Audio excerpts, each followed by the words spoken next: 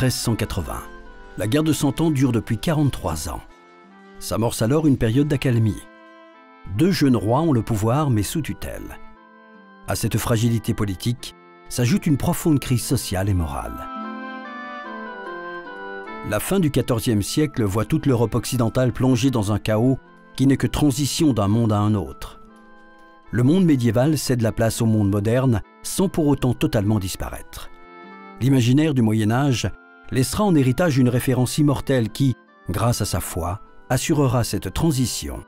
Jeanne, la pucelle d'Orléans. Jeanne d'Arc, elle ressemblait à un ange et en était un peut-être, parce qu'il y a quelque chose d'extraordinaire, voire de surnaturel, à constater que cette petite jeune fille qui est née de paysans, de Jacques d'Arc, Adam Rémy et d'Isabelle Romée, sa maman, qui ne savait quasiment pas lire, pas écrire, va réussir à bouleverser l'histoire du monde.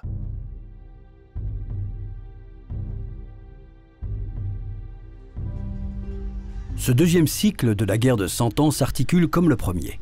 Des conquêtes anglaises suivies d'un retour en force de la monarchie française. Construire le royaume de France, ce n'est pas évident.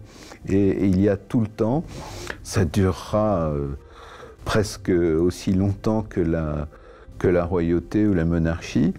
Il y aura toujours une double menace contre le pouvoir royal central, la menace extérieure et puis la menace intérieure avec des révoltes de grands seigneurs.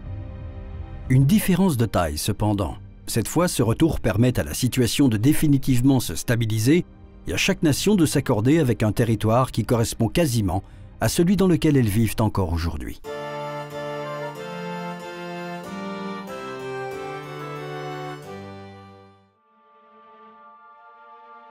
En France, le règne de Charles VI prend une tournure inattendue à partir de 1392. Alors que le cortège royal fait route vers la Bretagne, la lance d'un homme de garde vient heurter le casque d'un autre soldat. Cette maladresse agit comme un stimulus pour Charles VI et déclenche sa première crise de paranoïa.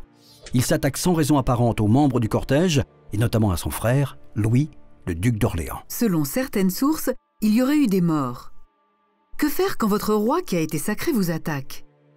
Retrouvant ses esprits, il est incapable d'expliquer son comportement. Une autre fois, dans une soirée chez le duc d'Orléans, eh bien, dans une soirée déguisée, les arbres prennent feu, il était enduit d'étoupe. Enfin, bref, les crises de folie vont se répéter les unes les autres. Mais Charles VII a été fabriqué, Dieu merci, 1 an avant les premières crises de folie, si je puis dire, de Charles VI. Pendant encore 30 ans, la France aura un roi fou. Des princes de sang se disputent alors le pouvoir. D'un côté, son unique frère, Louis d'Orléans. De l'autre, son oncle paternel, le duc de Bourgogne, Philippe II le Hardi, à la tête d'un territoire en pleine expansion. Sans faire la guerre, par mariage, vient s'ajouter la Flandre à un duché déjà puissant. En Angleterre, le pacifisme de Richard II n'est pas au goût de tout le monde. La guerre est populaire. Elle se déroule en France et pour les grands barons anglais, ce ne peut être qu'une source de profit. En plus, Richard accumule les maladresses en politique intérieure. Il ne comprend pas qu'il ne peut toucher ni aux libertés des villes, ni à celles du Parlement. Son cousin, Henri de Lancastre, finit par obtenir le soutien nécessaire à l'usurpation du trône d'Angleterre.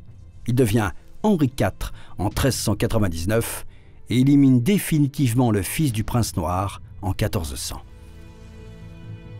Une nouvelle page se tourne en Angleterre. Elle débute par une guerre civile que la France ne peut exploiter, trop occupée à se préparer elle-même à sombrer dans une crise similaire. Le mouvement de révolte qui parcourt l'Angleterre est un mouvement qui rappelle la jacquerie en France en 1356. C'est un mouvement aux racines multiples, à la fois économiques, fiscales, politiques, qui marque une véritable crise au tout début du règne du roi d'Angleterre. À partir de 1404, avec l'arrivée de Jean sans Peur à la tête du duché de Bourgogne, la lutte d'influence avec Louis d'Orléans tourne à l'affrontement à mort. Après avoir été écarté du Conseil royal, Jean sans Peur utilise la réputation sulfureuse de Louis d'Orléans afin de faire basculer définitivement l'opinion publique en sa faveur.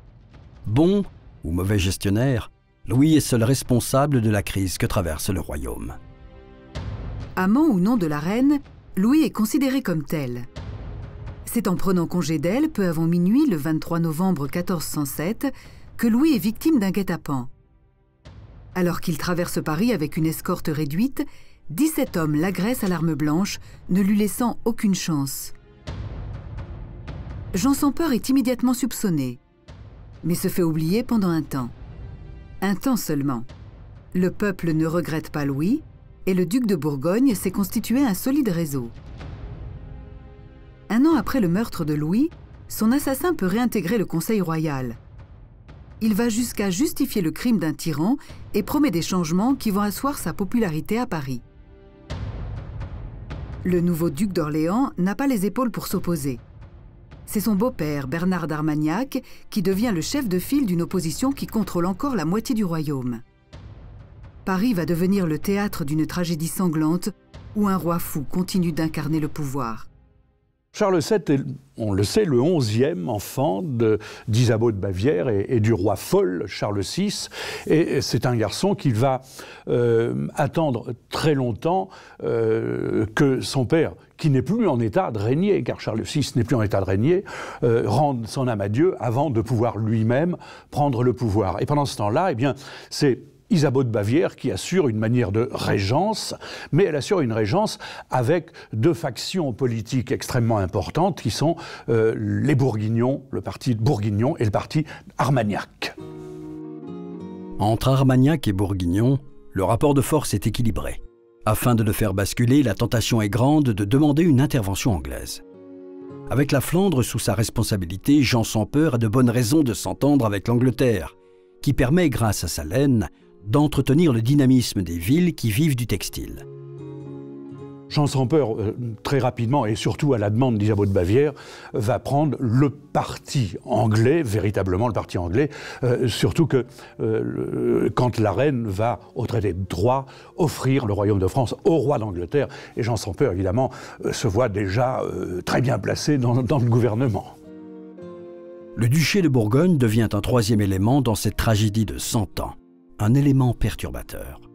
Le 6 janvier 1412, dans un petit village de Lorraine du nom de Don Rémy, Jacques d'Arc, paysan aisé, aurait pu inscrire dans un registre paroissial qui n'existait pas encore sa fille Jeanne, un élément équilibrant qui allait s'inscrire elle-même dans le marbre de l'histoire.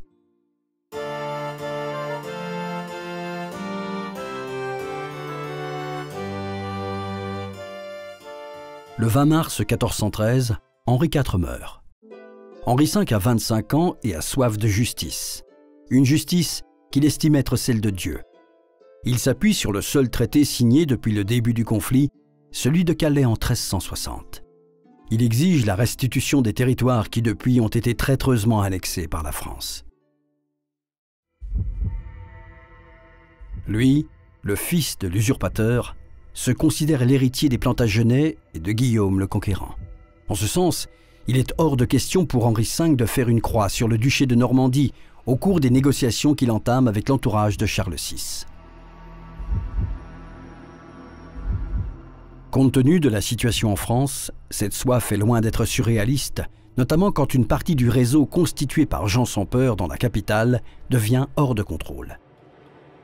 En avril 1413, la corporation des bouchers, fidélisée à l'aide du vin de Bourgogne, met la pression sur les États généraux réunis afin de trancher entre Armagnac et Bourguignon. Et c'est comme enivrés que ces bouchers font régner la terreur dans Paris. Les rues deviennent des abattoirs à Armagnac. Les Parisiens affolés réclament un retour à l'ordre. Simon le Coutelier, ce garçon Simon le Coutelier, qu'on surnomme Monsieur Caboche, est, comment dirais-je, le grand patron de la confrérie des bouchers. Et ces gens-là, vêtus de leur robe de boucher, leur robe blanche, eh bien, vont essayer de prendre le pouvoir, tout simplement. Et ils vont même s'emparer en 1413, c'est-à-dire bien avant 1789, ils vont s'emparer de la Bastille, les cabochiens, les bouchers, et ils vont pour se procurer des armes, pour faire le coup de force dans Paris. Les Armagnacs, assoiffés de vengeance, deviennent à leur tour bouchers en égorgeant du Bourguignon. Après ces sommets atteints dans la violence, les tensions persistent. C'est dans ce contexte qu'en août 1415, Henri V débarque avec 12 000 hommes dans l'embouchure de la Seine. Jean sans peur, le duc de Bourgogne, n'envoie pas de troupes. Seuls les Armagnacs vont se dresser sur la route de cette nouvelle chevauchée anglaise à l'intérieur du royaume de France. En septembre, Henri V prend Harfleur, qui alimente la Seine et Paris. Mais, même avec l'aide de Dieu, mieux valait attendre le printemps pour poursuivre l'offensive. Henri décide de l'attendre à Calais et en chemin de semer la panique. L'armée que les Armagnacs ont rassemblée lui coupe la route. La rencontre a lieu à Azincourt le 25 octobre 1415. Les Français sont au moins 2 fois plus nombreux, malgré la défection bourguignonne. Mais la cohésion est du côté anglais. À la fin du XVIe siècle, Shakespeare met ces mots dans la bouche d'Henri V. « Car quiconque aujourd'hui verse son sang avec moi sera mon frère, si humble qu'il soit. Ce jour anoblira sa condition. » Sur le plateau d'Azincourt, la pluie tombe abondamment depuis la veille. Et tandis que les Français ont dormi en tenue de combat, les Anglais ont monté leur campement, sereins, connaissant la répugnance de la chevalerie française à charger sur terrain boueux. C'est Henri V qui donne l'assaut à 11 h du matin. Ces archers perdent moins de mobilité que des hommes d'armes à cheval. Se protégeant derrière un pieu qu'ils plantent devant eux, ils avancent inexorablement sur les flancs des lignes françaises. Les Anglais n'ont pas, comme nous, de lourds chevaux, de lourdes armures qui empèsent les montures. Les Anglais ont essentiellement maintenant de l'infanterie, des fantassins, armés d'arcs rapides, nerveux, légers, si bien que quand toute la cavalerie française va venir se confronter aux archers, eh bien, elle va être complètement transpercée par les traits, par les flèches. La cavalerie anglaise, comme à Crécy en 1346, comme à Poitiers en 1356, achève la besogne à l'épée. C'est l'hécatombe côté français. 10 fois plus de pertes pour les historiens, 100 fois plus pour Shakespeare. Quel que soit le chiffre, Dieu est du côté d'Henri V, qui retourne en Angleterre préparer les négociations avec les représentants du pouvoir français. La cavalerie, à partir de la bataille d'Azincourt, a fini quasiment d'exister dans les grandes batailles de l'histoire. Un pacte de non-agression est consenti entre Henri et Jean, mais à sens unique. 10 000 Anglais débarquent à nouveau en août 1417, mais ce n'est plus une chevauchée, c'est la conquête de la Normandie. La progression est méthodique jusqu'au siège de Rouen. La ville résiste, mais Paris, embourbé dans la guerre civile, ne réagit pas. En juin 1418, le chef des Armagnacs est éliminé par de nouveaux bouchers. Avec les Anglais alliés aux Bourguignons, la maison des Orléans, soutenue par les Armagnacs, se regroupe autour de l'héritier du trône de France, un dauphin de 16 ans, portant le même prénom que son père, Charles. Tandis que ce dernier reste un pantin entre les mains de Jean sans peur, le dauphin fuit la capitale. Le parti des Bourguignons est le plus puissant, manifestement, dans le Conseil de Régence, et ce parti est favorable aux Anglais. Et quand les Anglais vont naturellement arriver, eh bien, Paris ne sera pratiquement plus aux mains du fils du roi de France, du dauphin Charles, si bien qu'il va devoir, Paris est aux mains des Bourguignons et des Anglais réunis, et lui va devoir quitter Paris piteusement et venir se réfugier où ça, eh bien, à Bourges, puisqu'on l'appellera le petit roi de Bourges à partir de ce moment-là. Rouen finit par capituler au début de l'hiver en 1419. Commence alors une implantation anglaise durable en Normandie, connectée à la Grande-Bretagne par la Manche. Devant les prétentions grandissantes d'Henri V, Jean sans peur tente de trouver un accord avec le dauphin qu'il rencontre à plusieurs reprises. Chaque rencontre s'effectue dans une atmosphère extrêmement tendue jusqu'à la dernière, le 10 septembre 1419, sur le pont de Montereau. L'entretien dégénère, s'ensuit une mêlée dans laquelle Jean sans peur trouve la mort. Guet-apens prémédité ou négociations diplomatiques qui tournent mal, toujours est-il que les relations entre Bourgogne et le gouvernement qui se forment autour du dauphin sont définitivement rompues. À la mort de Jean sans peur, le fils de Jean sans peur, le nouveau duc de Bourgogne, Philippe le Bon, s'allie au roi d'Angleterre Henri V. C'est le début de l'alliance franco-bourguignonne qui va livrer la France, le royaume de France, à l'Angleterre. D'ailleurs, François Ier nous raconte que, quelques années plus tard, en voyage à Dijon, en Bourgogne, un moine lui montra le crâne de Jean sans peur, avec le trou du coup d'épée qu'il avait eu dans le crâne.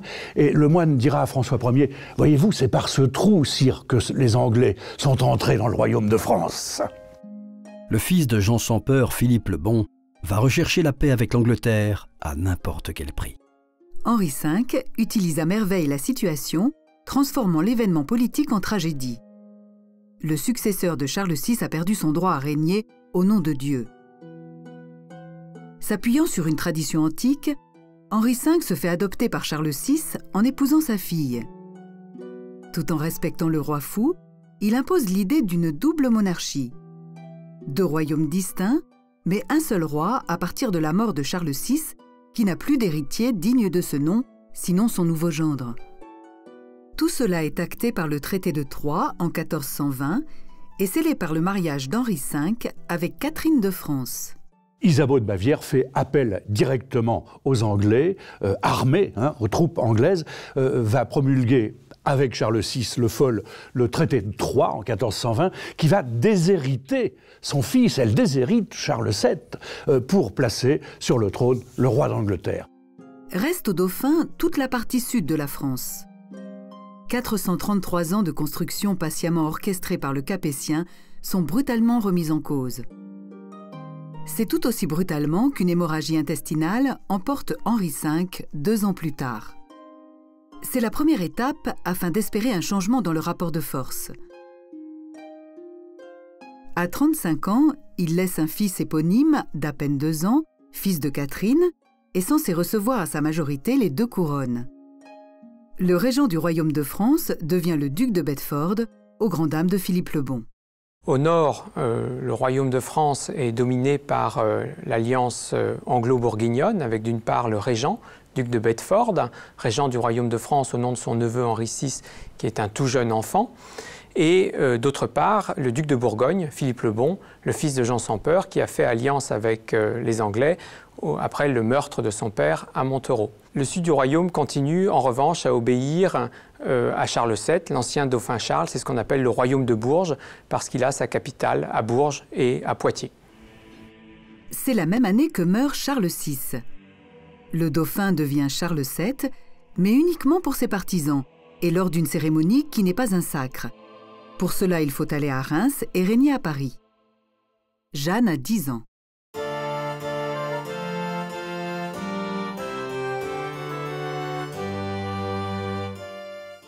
Aucun Français digne de ce nom ne peut adhérer au traité de Troyes malgré l'espoir d'une paix durable pour le plus grand bien de toute la chrétienté.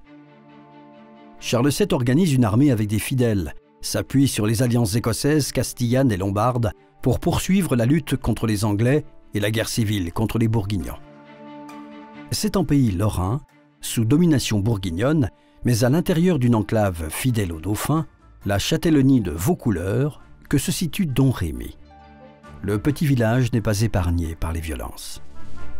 Au cours de l'été 1425, dans le jardin de la maison familiale, pour la première fois, Jeanne entend une voix qui lui parle de la misère dans laquelle se trouve le royaume. Elle a 13 ans. Que ce soit du côté du dauphin ou du côté anglo-bourguignon, les 2 camps ont besoin de souffler. Aucune opération d'envergure n'est lancée jusqu'en 1428. Le duc de Bedford décide de passer la Loire. La cible, Orléans. Ce n'est plus une voix qui pousse Jeanne à agir, mais des voix.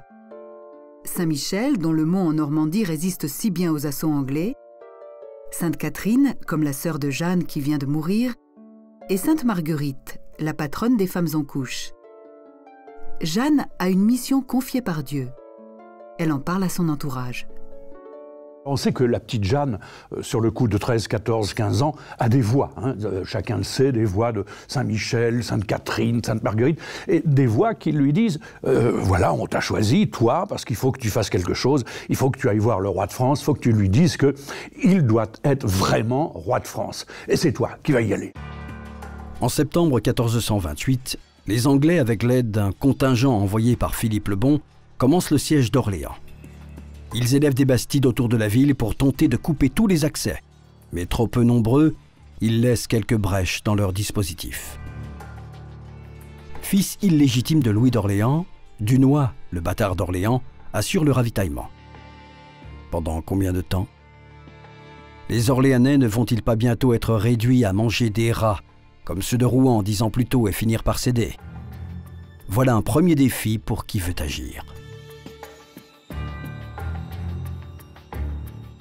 Quand débute l'année 1429, Jeanne vient d'avoir 17 ans et Charles VII est loin d'imaginer qu'il sera sacré avant la fin de l'été. Mais le 12 février, accompagné par son oncle, Jeanne réussit à convaincre le seigneur de Vaucouleurs. Elle s'en va d'abord à tout à côté, à Vaucouleurs, voir le capitaine de la place, Richard de Baudricourt, et elle lui dit il faut que j'aille voir le roi de France qui vit, je crois, actuellement à Chinon ou à Loches. Évidemment, mettons-nous à la place du capitaine qui éclate de rire en voyant cette petite gamine mal fagotée lui parler des choses de la royauté, du royaume de France. Et elle insiste, et c'est ça la puissance de Jeanne d'Arc, c'est qu'elle a une force de persuasion, un pouvoir de conviction phénoménal. Si bien qu'au bout de 3 rencontres, M. de Baudricourt lui dit « Écoutez, il y a quelque chose qui m'échappe, mais ça me dépasse, c'est plus fort que moi. » Et il va lui donner un petit équipage, il va lui dire « Allez, va, et advienne que pourra. » En ces temps troublés, l'espoir repose sur l'avenir, et dans cette société encore médiévale, c'est Dieu qui fait l'avenir. Il utilise parfois l'intercession d'hommes ou de femmes qui, par leur prophétie, apportent la foi en des jours meilleurs, soulagent les âmes et regonflent les corps de courage.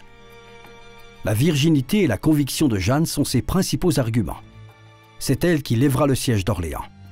Le seigneur de Vaucouleurs lui remet une lettre d'introduction et une escorte pour aller jusqu'à Chinon trouver Charles VII, que Jeanne continue à appeler le dauphin tant qu'il n'est pas sacré. Pour chevaucher en pays bourguignon, Jeanne prend des habits d'homme. Son arrivée à Chinon est annoncée, illettrée, elle dicte une missive adressée au dauphin. Le 23 février, Jeanne entre dans Chinon. Charles et son conseil se décident à la recevoir. Cette entrevue de Chinon entre Jeanne d'Arc et Charles VII est considérée par beaucoup d'historiens comme un tournant dans la guerre de 100 ans, puisque Jeanne d'Arc est un personnage éminemment charismatique. Elle a réussi à convaincre le futur roi de France de lui confier un rôle militaire et d'accompagner les armées du roi de France, notamment pour délivrer la ville d'Orléans. Elle est immédiatement soumise à un test. Celui qu'on lui présente n'est pas le dauphin. Ses voix la guident jusqu'à lui, à moins que lui-même, poussé par la curiosité, ne se soit trahi. La force de conviction de la pucelle fait le reste en présence du conseil et au cours d'un entretien privé avec Charles. La scène ne s'est pas passée tout à fait comme ça. En fait, il y a eu 2 entrevues et les historiens ont scindé ces 2 entrevues en une entrevue mythique et légendaire. Lors de la première entrevue, le dauphin Charles a reçu Jeanne d'Arc en petit comité et probablement pas dans la grande salle de la forteresse. Charles VII pensait qu'il n'était pas le fils de son père, Charles VI, parce que Isabeau de Bavière, la maman, était un peu une traînée qui avait été à droite et de droite et de gauche, si bien que Charles VII disait de toute manière, je ne suis pas le fils de mon père, donc je ne peux pas hériter le royaume de France. Et elle lui dit, si, elle le convainc, elle lui dit, vous êtes Charles VII, le roi de France, le fils de Charles VI. Le dauphin Charles, qui n'a pas été complètement convaincu par la prestation de Jeanne d'Arc, l'a envoyé à Poitiers, là où résidaient ses conseillers, ses théologiens, pour que Jeanne d'Arc soit interrogée et que sa bonne foi soit vérifiée. Des théologiens qui vont lui poser des questions et surtout un examen de corps, parce qu'il faut savoir s'il s'agit vraiment d'une femme et il s'agit de savoir aussi si elle est pucelle. Et en effet, après l'examen, eh bien, la petite Jeanne s'avère être une pucelle et on sait que dans l'histoire, elle restera comme la pucelle d'Orléans, bien sûr. Un autre test l'attend cependant à Poitiers, un examen devant des théologiens qui va durer 3 semaines. Les inspirations de Jeanne doivent être conformes aux dogmes de l'Église. La preuve idéale serait un signe sous la forme d'un miracle.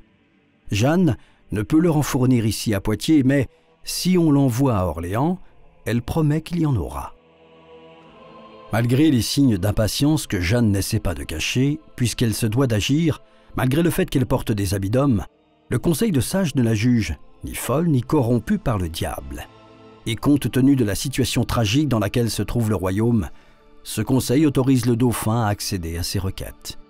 Une escorte armée pour l'amener à Orléans. Suite à cette mise à l'épreuve à Poitiers, Jeanne d'Arc revient à la forteresse le 27 mars 1429 et comme elle a apporté aux conseillers du roi toutes les réponses qu'ils attendaient, a lieu à ce moment-là à la forteresse de Chinon la seconde entrevue, probablement dans la grande salle de la forteresse, au cours de laquelle le futur roi présente Jeanne d'Arc à la cour et l'investit officiellement de ses missions, et notamment délivrer le royaume de France. On commence à parler de Jeanne, et le 22 mars, elle dicte une lettre destinée aux Anglais, leur sommant de quitter le royaume de France. Ils vont eux aussi commencer à parler de plus en plus de la pucelle. En effet, une opération de communication à grande échelle est lancée à travers le royaume et au-delà. Jeanne devient une bergère afin de mieux coller à l'imagerie biblique. On adjoint au dossier de propagande des prophéties qui évoquent une vierge en armes et la libération du pays. On fait le récit du parcours de Jeanne de Vaucouleurs à Poitiers en passant par Chinon, en y ajoutant quelques épisodes merveilleux. On conclut avec la lettre de Jeanne aux Anglais et qu'après leur réponse insultante, Jeanne se dirige vers Orléans avec un étendard blanc.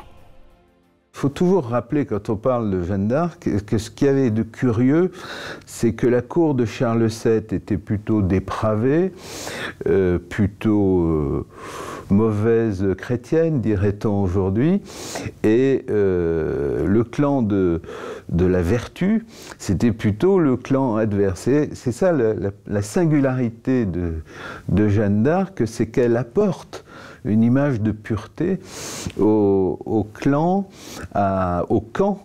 le moins vertueux en apparence. Jeanne suit une préparation militaire sommaire. Alors qu'elle excelle à cheval, les rudiments qu'elle apprend sur l'utilisation des armes ne lui permettent pas de rivaliser avec les professionnels de la guerre.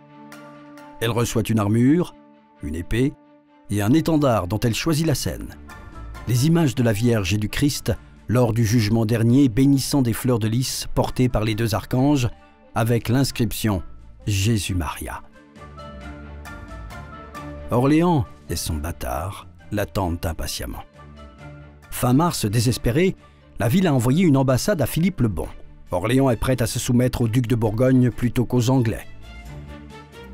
Il faut à Philippe l'autorisation du duc de Bedford qui se moque des prétentions de son allié. Le 17 avril, le contingent bourguignon quitte le siège, laissant les effectifs anglais à leur blocus de moins en moins étanche. Côté français, des renforts se constituent à Blois. Parmi toutes ces bonnes nouvelles, celle qui redonne le plus de baume au cœur des Orléanais est que parmi ces renforts se trouve Jeanne.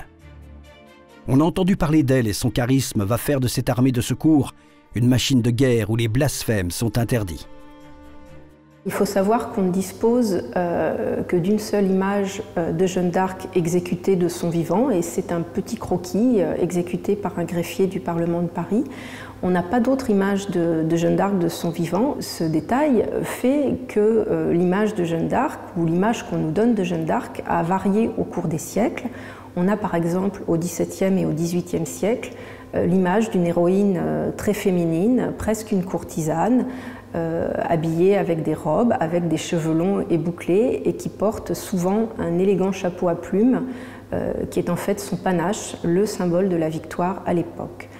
Ce n'est qu'à la fin du XIXe siècle que Jeanne d'Arc va acquérir une image un petit peu plus militaire, et c'est sans doute lié au conflit, et notamment à celui de 1870, où elle est davantage représentée en armure intégrale et avec des cheveux courts. Quand le bâtard d'Orléans sort une nouvelle fois de sa ville pour aller à la rencontre de Jeanne le 29 avril, elle est en colère, impatiente de traverser la Loire et de se rendre dans la ville assiégée.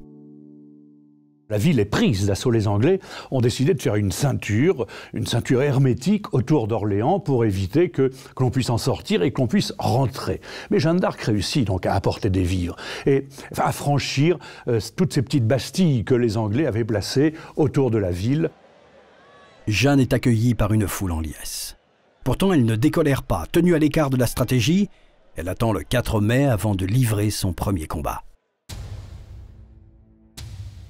On attaque une des bastilles du dispositif anglais sans la prévenir. Tandis que l'offensive sans Jeanne échoue, une contre-attaque avec elle finit par le démantèlement de la fortification anglaise. Alors que rien ne pouvait laisser à penser qu'elle était un grand stratège. Elle va lui dire c'est là qu'il faut attaquer, c'est là qu'il faut, c'est les tournelles qu'il faut prendre, etc., etc. Parce que Dieu me l'a dit. Et en effet, tout s'accomplit comme Dieu le lui a dit. Jeanne n'avait jamais été confrontée à autant de souffrances en même temps.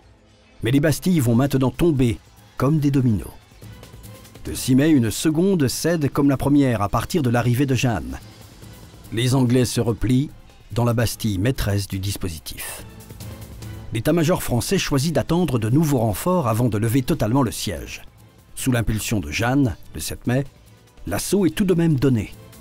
Jeanne est blessée d'un trait d'arbalète à l'épaule, mais Sainte-Catherine la rassure. L'armée de Jeanne se décourage, elle propose à ses soldats de se restaurer pendant qu'elle prie puis ordonne de reprendre l'assaut.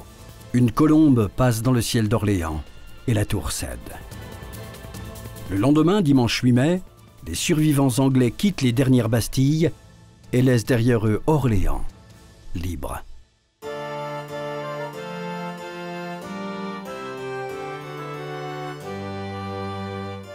La première mission de Jeanne est accomplie. C'est aussi le signe que tout le monde attendait. La levée du siège n'est pourtant pas un miracle. Elle s'explique d'un point de vue de la stratégie militaire, d'effectifs déjà réduits. Les Anglais se sont éparpillés à l'intérieur d'un dispositif incomplet. Il a suffi d'un peu de folie pour réveiller des forces vives seulement endormies. Les succès militaires qu'on attribue à Jeanne d'Arc ne doivent pas être attribués seulement à Jeanne d'Arc. Ils procèdent également des chefs militaires recrutés par Charles VII. Mais Jeanne d'Arc a eu un rôle charismatique, un rôle de meneuse d'hommes en quelque sorte, qui a véritablement enflammé le courage et la vaillance des soldats français. Des vassaux, des villes et même un duché, celui de Bretagne, rejoignent la bannière du dauphin et l'étendard de Jeanne. La logique veut maintenant que l'on s'attaque aux places que l'ennemi tient autour d'Orléans. Au nombre de 3, ces places tombent l'une après l'autre, entre le 12 et le 17 juin. La levée du siège d'Orléans initie une série de victoires. D'abord, la libération des places de la Loire, comme Main-sur-Loire, Beaugency et Jargeau. Puis, c'est la grande bataille rangée de Patay. Les Anglais n'ont pas le temps de se réorganiser.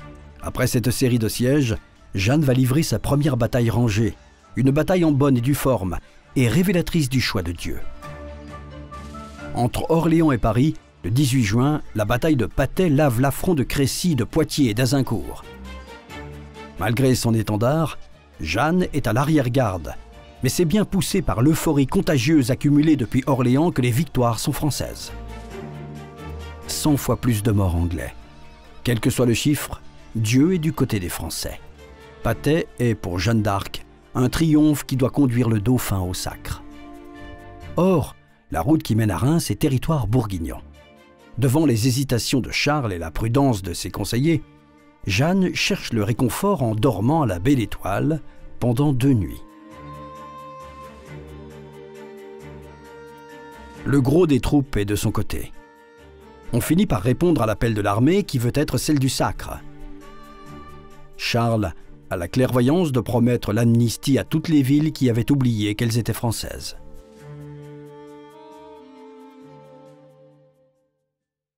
Après Auxerre le 3 juillet, c'est Troyes, une semaine plus tard, qui accepte de reconnaître ses erreurs, tout un symbole pour la ville du traité de 1420. ruse encore, psychologie et persuasion et conviction de Jeanne d'Arc, Troyes était une place forte solide, eh bien, elle va voir le gouverneur de la place forte de Troyes en lui disant, écoutez, ça risque, on va mettre Troyes à feu et à sang, on va envahir la ville, alors que on peut passer paisiblement si vous nous accordez, si vous nous hébergez quelque temps. Et le gouverneur, qui préférait que la ville ne fût pas pillée, va en effet céder aux injonctions de la petite Jeanne d'Arc, et ensuite direction Reims. Et la semaine suivante, le 17 juillet 1429, le dauphin devient définitivement Charles VII. Les Valois auront leur dynastie grâce à Jeanne. Il semble que le peuple rassemblé sur le parvis de la cathédrale de Reims acclame davantage Jeanne la Pucelle que Charles le roi. Voilà pour le spirituel, mais pour le temporel, reste une capitale à reconquérir. Or, la guerre civile n'est toujours pas terminée.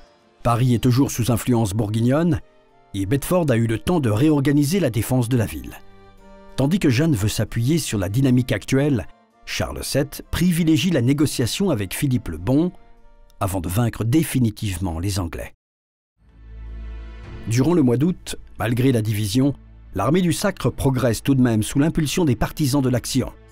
Compiègne, puis Saint-Denis, ville symbole avec sa nécropole des rois de France, et à partir de laquelle il est tentant de donner l'assaut. C'est chose faite sous l'impulsion de Jeanne le 8 septembre à midi, jour anniversaire de la Vierge. Les assaillants essuient les feux de l'artillerie parisienne. L'attaque se poursuit jusqu'au soir, mais c'est un échec. Jeanne est blessée. Son porte-étendard tué, pourtant elle veut reprendre les hostilités.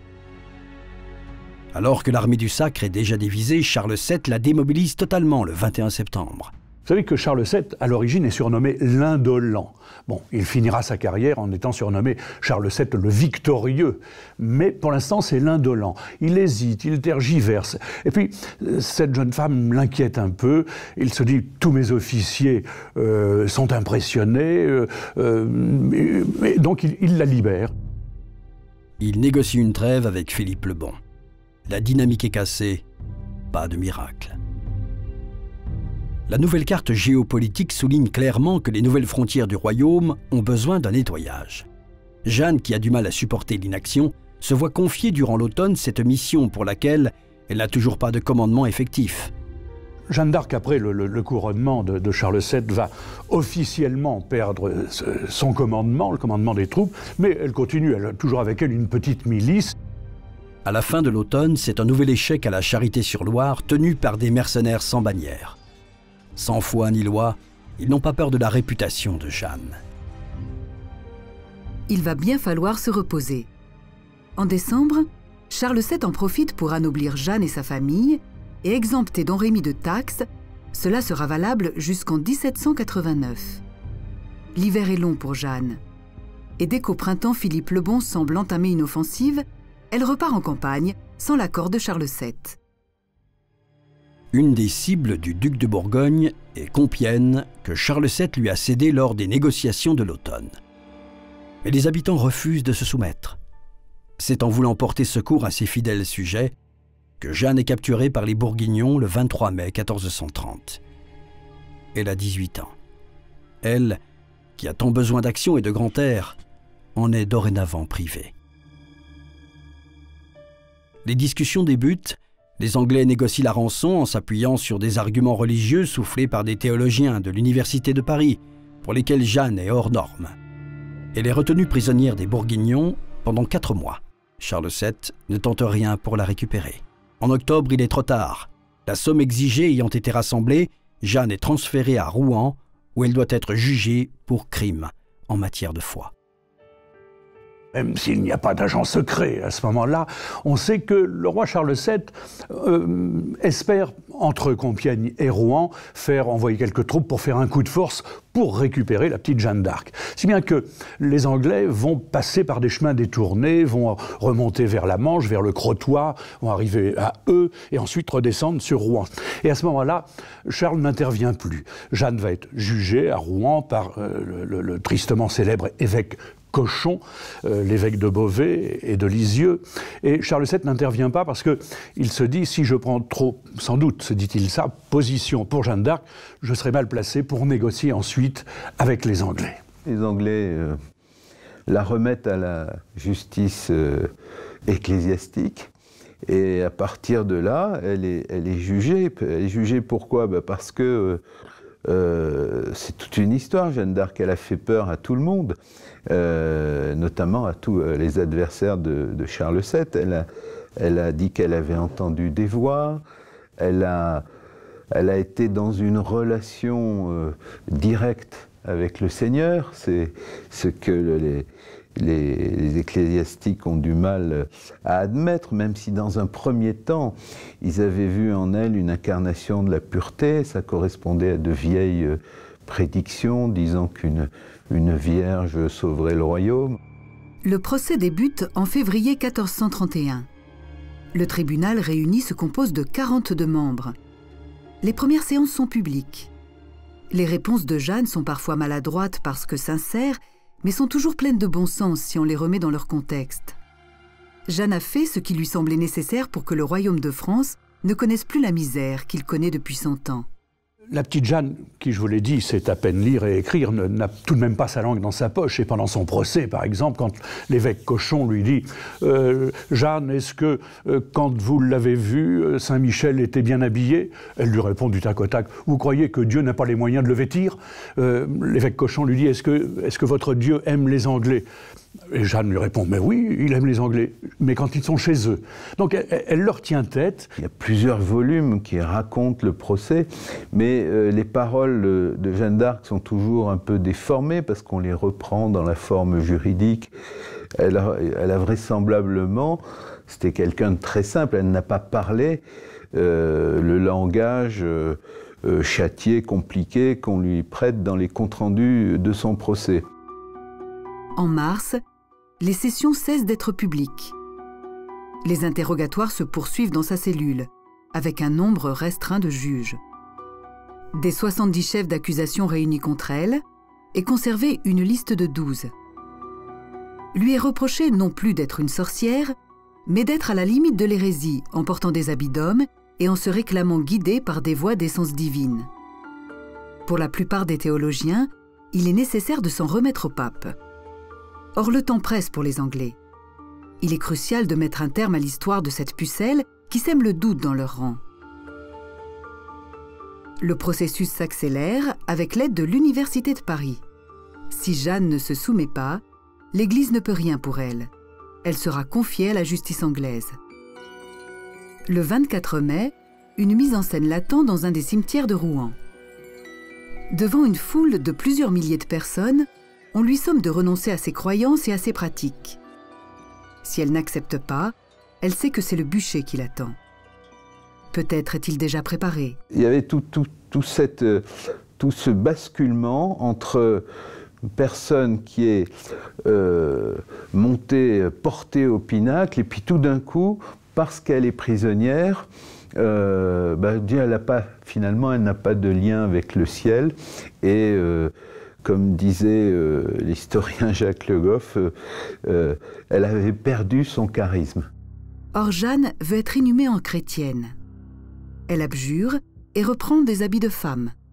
Habillée en femme, dans sa tour à Rouen, sa tour du prisonnier, la tour Jeanne d'Arc, eh bien, les soldats anglais vont essayer de la violenter, tout simplement, si bien qu'elle va se rhabiller en homme. Et à ce moment-là, l'évêque Cochon la condamne en lui disant « Voilà, vous êtes revenu, vous êtes parjure, vous êtes relapse, vous êtes hérétique et relapse, vous êtes une sorcière. » Le 30 mai 1431, sur la place du marché de Rouen, Jeanne est brûlée vive.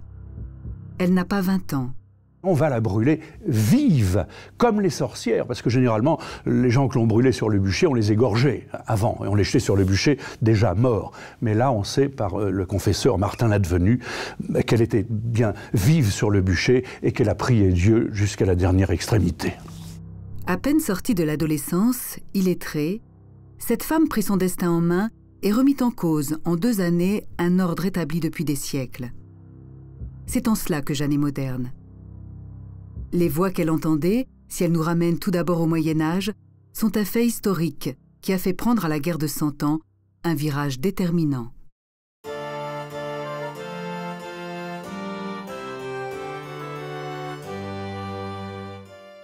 La position de Philippe le Bon a été terriblement fragilisée depuis l'intervention de Jeanne et la politique diplomatique patiente de Charles VII porte ses fruits.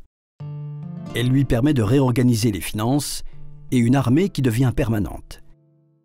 En 1435, il regrette publiquement la mort de Jean sans Peur et signe avec son fils le traité d'Arras. La guerre civile débutée en 1407 est terminée.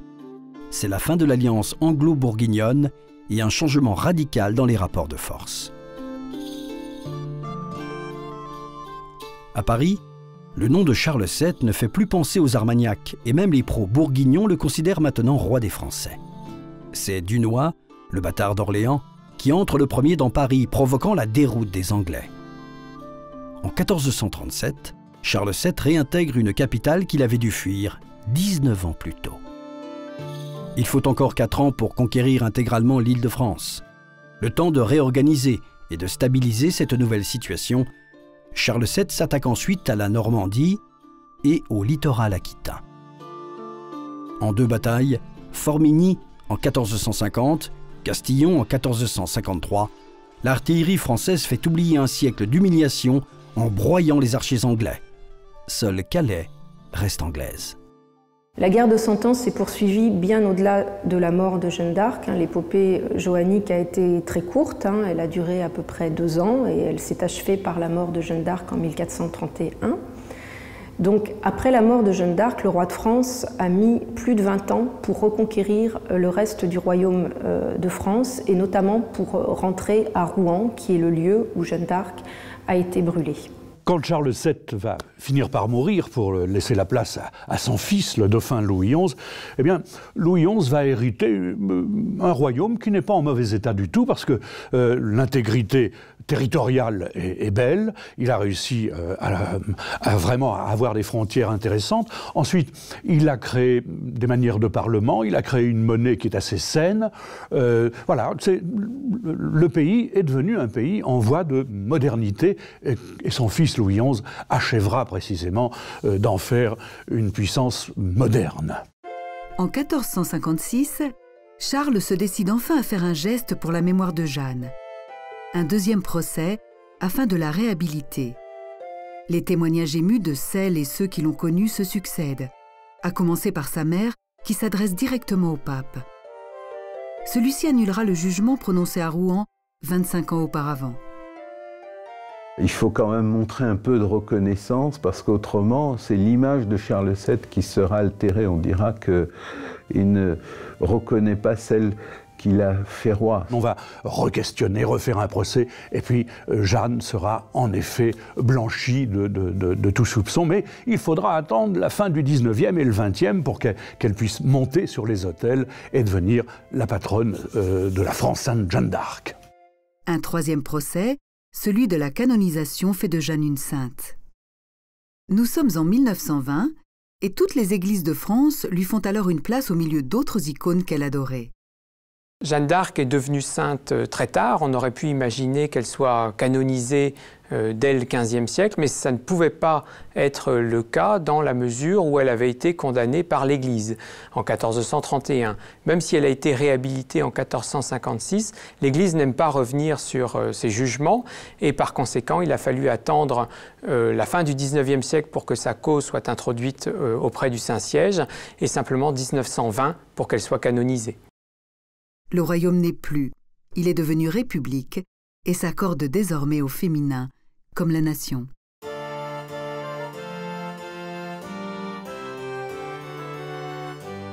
Quand une nation connaît une période de progrès, c'est qu'elle se fédère autour de valeurs incarnées par de grands personnages. Pour l'Angleterre, ce fut un roi, Henri V. Pour la France, ce fut une paysanne, Jeanne d'Arc. Tous deux, l'épée à la main et convaincus que Dieu était à leur côté, ont su atteindre un certain nombre d'objectifs sans jamais atteindre l'idéal. Restent leurs héritages respectifs que chacune de leurs nations contribue à rapprocher de cet idéal. En cela, Charles VII n'a pas trahi Jeanne. En raison de son rôle pendant la guerre de 100 ans et notamment lors de la bataille d'Orléans. Également parce qu'elle a été brûlée par les Anglais, le personnage de Jeanne d'Arc a été utilisé par la suite pour stigmatiser l'Église, par exemple, pendant la période anticléricale autour de 1905, mais également pour stigmatiser les Anglais par le gouvernement de Vichy en 1941. Jeanne d'Arc est devenue l'image de la résistance, en quelque sorte. Alors la résistance, qu'elle soit la résistance des campagnes ou qu'elle soit la résistance des cités, mais c'est l'image de la résistance. Et juste après la Première Guerre mondiale, quand il a fallu précisément redorer le blason français, eh bien c'est Jeanne d'Arc qui a été choisie. À une autre époque, le 15 juin 1940, le gouvernement britannique et les représentants de la France, qu'on allait appeler libres, se mettent d'accord à Londres sur un texte permettant d'organiser la résistance au nazisme. Ce texte souligne que dorénavant, la France et la Grande-Bretagne ne sont plus qu'une seule nation, que tous les citoyens français sont citoyens britanniques et que tous les sujets de Sa Majesté bénéficient de la citoyenneté française.